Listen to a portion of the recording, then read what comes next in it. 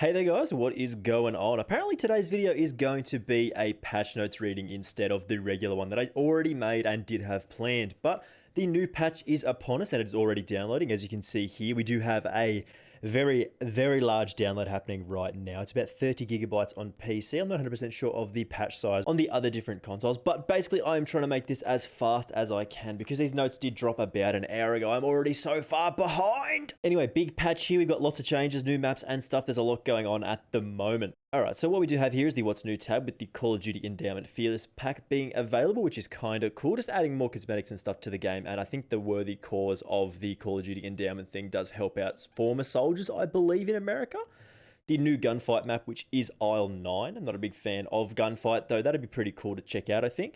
New multiplayer map, of course, is Hardhat, which is very exciting. I'm a massive fan of Hardhat from Modern Warfare 3, so looking forward to this one very much. And it probably explains why the patch is about 30 gigabytes, because there's a lot of good stuff in this. So moving on. Modified special operations, which we don't really care about. Like, could not care less about special operations. In the playlist updates, we do have Realism Mosh Pit with NVG, so that's a nighttime playlist. Reinfected Ground War, which is fine. Core Ground War, Blueprint Gunfight, Aisle 9 Face Off Mosh Pit, and Hardhat 24/7 is going to be very cool. Big fan of Hardhat, like I said. In Warzone, we do have Battle Royale solos, Battle Royale trios, Battle Royale quads. No duos, apparently. We do have Blood Money quads, which is a very cool game mode. An armor box is being added, which resupplies the entire team's armor, which is very cool. We've added Most Wanted contracts back in addition to the 3 other contracts. None have been removed. So apparently they may have retuned this, hopefully, because it was pretty bad the last time it was added, but added the new SKS into the loot table, legendary only, which is interesting. There's 5 new available blueprints of an AX50, a Kilo 141, FAL, MP7, and of course the AUG. Always cool when they add new blueprints and stuff to find around the map. Very cool stuff there. Gulag loadouts have changed, and you're now going to find assault rifles and SMGs in the Gulag, apart from your regular shotguns and pistols, which is very exciting. All automatic, no burst fire or single fire guns are included in this though. Very cool. In the general fixes tab, we do have numerous fixes here. I'll try and read over the most important ones. Fixed a bug where on occasion your selected operator would not appear in the squad walk. I used to have to fix that all the time, so I'm glad that's fixed, or hopefully that's fixed. Blueprint variants of gunfight or gun game and gunfight can now be enabled in custom matches, which is kind of cool. The fire throwing knife is restricted equipment in COD League, so I guess that's banned now. What else have we got here? Added a hold to use option that allows you to choose between a hold or a press for an interaction button on mouse and keyboard. That's a kind of cool of addition. I don't mind that. Fixed a bug where players could take out the ATV of the map on an Eye Palace. Again, that's just kind of dumb. Adjusted the monitor distance coefficient slider options to maximum value from 2 to 5. It's just kind of interesting. Out of map exploit fixes across various maps is always good. Fix an XP exploit for Hardpoint, always good again. But other than that, there's not a lot of other interesting stuff here. Like, usually the bug fixes aren't too interesting, and hopefully they do fix very specific issues that some people are facing, because that does happen occasionally.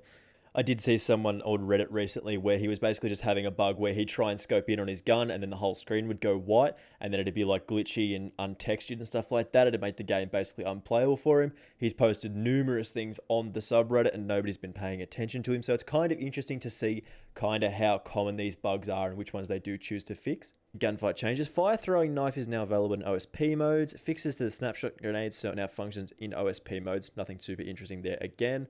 Reinfected Ground War, removed the IAV and counter UAV, added a hint to tutorialize how to skydive in this mode.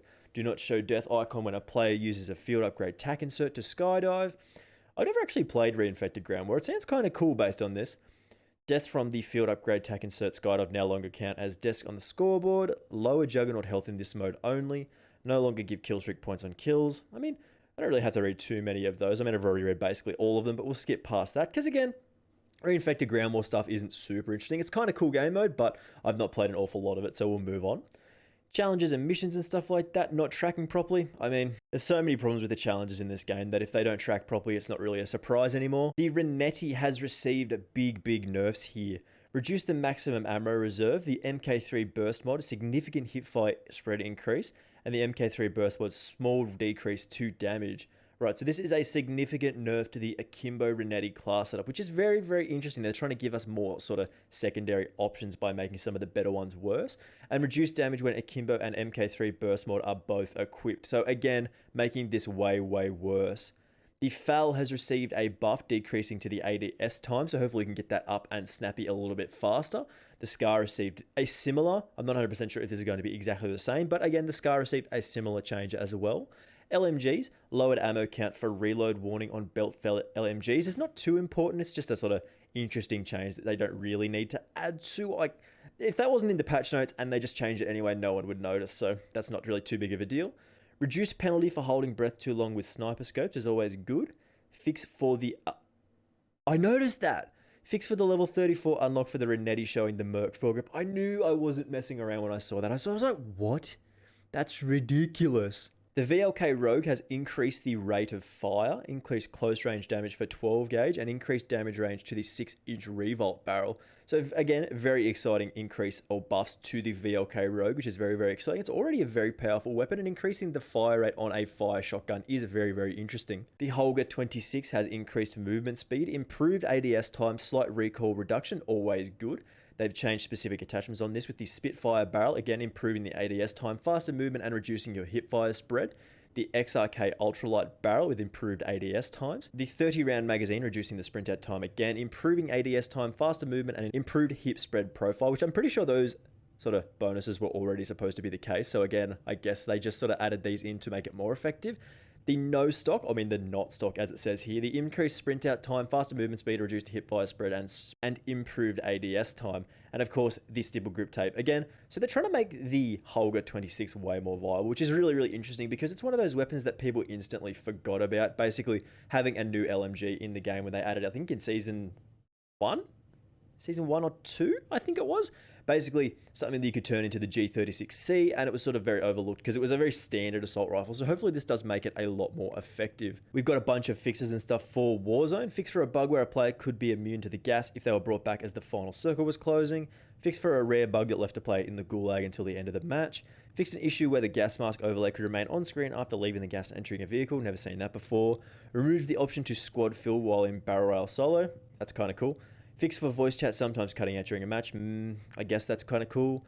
Reduce the RPG kill radius for players with full armor. That's very, very interesting. This is probably the RPG nerf that they were talking about previously.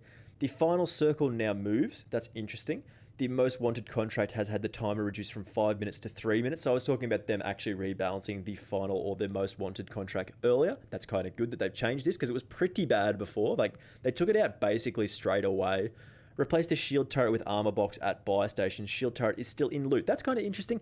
Hopefully it does share a similar price point so we can get armor way more easily. And again, with these special operations challenges, when players are respawned via the plane, their weapons will now start with at least one full magazine each to fix getting into situations where you could respawn without any ammo.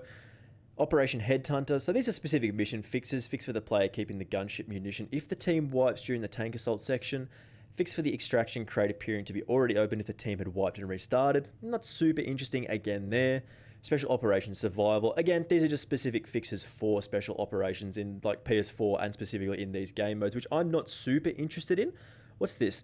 Number station redacted is protocol yellow. Activate redacted system. Redacted is inbound, awaiting correct authorization. I don't know what that means, but that's very exciting. That could be something to... The only thing that I can think of that might be is something to do with the bunkers in Warzone, maybe?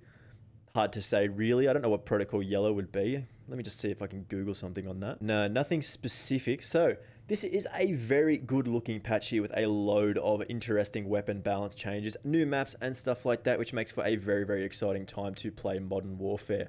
I saw more talk about different weapons getting added in this specific update, which I didn't think was super likely given that it's just sort of a random patch in the middle of the season, but one of those things that could have happened anyway. Very excited to try out the newly buffed VLK Rogue and the newly buffed HOLGER 26 should be very, very exciting. So I'll be working on videos on those as soon as possible, and also probably making videos on the nerfed Akimbo Renetti, which is a very, very sad day. So hopefully that isn't too trash and it's still actually usable.